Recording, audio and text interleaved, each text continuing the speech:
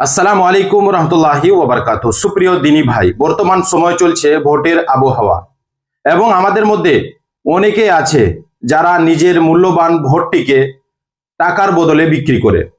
তো আমরা যদি নিজের মূল্যবান ভোটটিকে টাকার বদলে বিক্রি করি, তাহলে আমাদের ভবিষ্যতে আমাদের দেশের এবং আমাদের সন্তানদের ভবিষ্যৎ কি হবে, আসুন আমরা শুনি আমির খানের একটি ছোট্ট ভিডিও।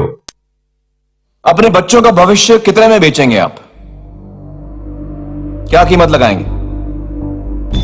एक बोतल शराब, एक बुरी गेहूं, रेडियो, टीवी, एक साड़ी या 2-4 हजार रुपए?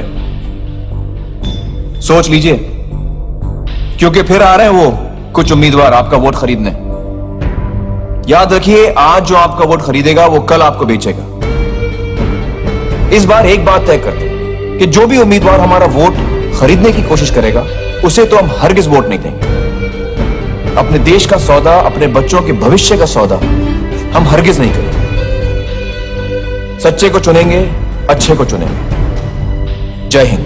তো বন্ধুরা, আপনারা সুন্দরভাবে শুনলেন যে আমরা যদি নিজের মূল্যবান ভোটটিকে টাকার বদলে বিক্রি করি, তাহলে আমাদের ভবিষ্যতে আমাদের দেশের কতটা ক্ষতি হবে এবং আমাদেরকে হতে পারে যে আমাদেরকে মারও খেতে হবে।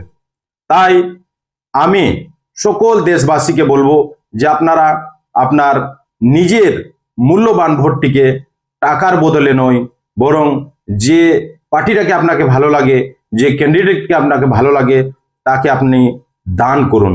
জাযাকাল্লাহু খাইরান। আসসালামু আলাইকুম ওয়া রাহমাতুল্লাহি ওয়া বারাকাতুহু।